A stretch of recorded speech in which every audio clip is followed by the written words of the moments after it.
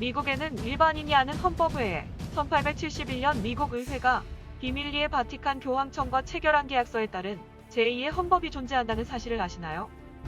링컨은 1865년 남북전쟁에서 승리했지만 연방금고가 바닥나 큰 재정 부담을 안게 됐습니다. 그러자 측근들은 영국은행으로부터 돈을 빌려 해결하자고 권유했습니다. 그러나 당시 영국은행은 딥스테이트와 연계된 로스차일드 가문이 운영해왔던 터라 링컨은 이를 거부했고 자체 화폐를 찍어 경제난을 극복하고자 그린백을 발행했습니다. 당시 은행 돈을 빌리자는 측은 영국은행과 연계된 예수회 소속이었는데 링컨의 이러한 조치에 불만을 품은 예수회가 1865년 링컨을 암살했다는 주장이 제기돼 왔습니다. 그 후 18대 그랜트 대통령은 1871년 런던은행을 통해 거액의 바티칸 자금을 대부받았고 지금까지 이자를 지불해왔으나 누적된 미지불 이자가 몇 경 달러에 달할 정도라고 합니다. 그때 바티칸과의 계약서에는 워싱턴 DC를 워싱턴 DC 주식회사 명의로 했으며 이후 지금까지 DC 법인이 돈을 갚는 형태로 자금 지급을 해왔습니다. 그때부터 미국 대통령은 DC 법인의 대표이사였으며 의원들이 이사가 된 것입니다. 이렇게 되자 미국은 국민들의 세금을 받아 채무이자를 탕감하는 기형적인 재정 현상이 작동하게 됐습니다. 또 딥스테이트가 개입된 영국은행과 바티칸이 지속적으로 미국인의 세금을 받아 엄청나게 부를 축적하는 먹이 사슬이 만들어졌습니다. 영국의 지배층들도 이 사슬에 얽혀 있으며 세계 금융과 법률 시스템도 런던을 통해 이 구도에 참여하고 있습니다. 교황청은 그때부터 현재에 이르기까지 교황의 권한으로 DC를 포함해 미국 동부 해안의 영토까지 소유하게 된 겁니다. 트럼프 대통령은 나중에 이 사실을 알게 됐고 어떻게든 이 구조를 깨고자 2018년 행정명령까지 만들어 서명하게 됐습니다. 여기에는 선거방해, 사기에 관여한 외국인과 내국인은 반역죄를 적용할 수 있으며 법에 따라 자산을 압류할 수 있다는 내용도 포함시켰습니다. 트럼프가 현재 워싱턴을 떠난 것은 워싱턴 DC 법인 대표이사를 떠난 것이며 이를 바로잡아 진정한 미국 공화국 대통령으로 복귀하겠다는 의도입니다. 이것이 트럼프가 떠나면서 말한 어떠한 형태로든 다시 돌아오겠다는 말의 진정한 의미라고 볼 수도 있을 것입니다. 트럼프 대통령은 올해 초 새로운 문서에 서명해서 그 효력이 발생하고 있다는 납득하기 어려운 발언을 한 적이 있습니다. 이것은 이미 작년부터 미국 공화국을 회복하기 위한 작업이 진행됐으며 DC 법인 문서는 폐기돼 없어졌다는 의미를 말한 것으로 추정됩니다. 이렇게 되면 미국의 중앙은행인 연방준비이사회가 지급해온 모든 부채도 탕감되는 것을 의미합니다.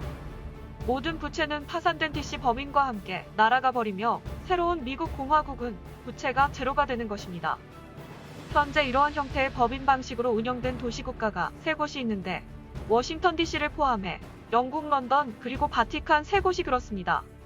이들 3곳 법인 도시는 자신들의 법인 정체성이 담긴 고유한 깃발을 가지고 있는데 3곳 모두 현재의 자국 국기와는 뚜렷한 차이점을 보이고 있습니다.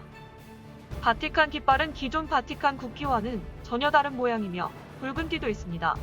워싱턴 DC의 법인 깃발에 있는 별 3개는 이들 3개의 도시를 상징하고 있으며 이것은 법인을 나타내는데 국가의 상징이 아닙니다. 영국 런던 깃발 역시 잉글랜드와 아일랜드가 합쳐진 현재의 영국 국기와는 전혀 다릅니다. 이 3곳을 지배하는 거대 자금 조직은 일루미나티와 프리메이슨과 연계돼 있으며 이들의 목적은 신세계 질서의 모든 국가를 종속시키는 것입니다.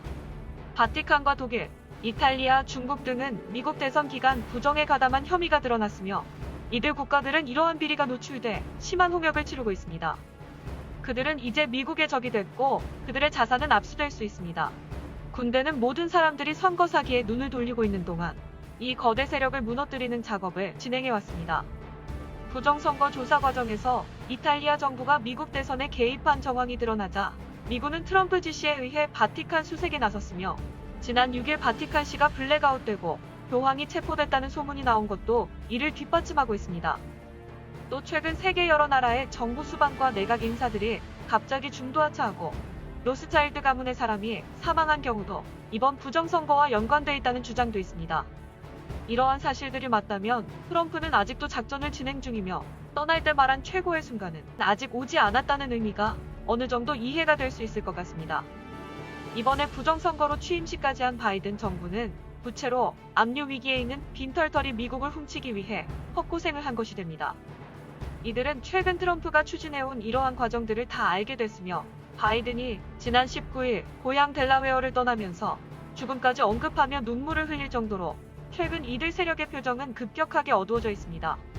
현재 내부적으로 계엄군에 준하는 군사령부가 이 일을 처리하고 있는데 민주당과 딥스테이트 세력의 목을 죄고 있으며 이 일이 완료되면 트럼프는 다시 공화국의 대통령으로 복귀할 수도 있을 겁니다. 워싱턴은 이제 완전히 군대에 포위됐으며 취임식이 끝나고 24일까지 군 병력이 철수하기로 계획됐지만 오히려 지금도 군인은 더 증강되고 있다고 합니다. 이제 2차 혁명에 돌입했다는 리누드 변호사의 외침이 무엇을 의미하는지 알 수 있을 것 같습니다. 우리는 말 그대로 미국의 재건을 지켜보고 있으며 미국이 공화국으로 거듭나는 과정을 관전하고 있는 중이라고 볼 수 있습니다.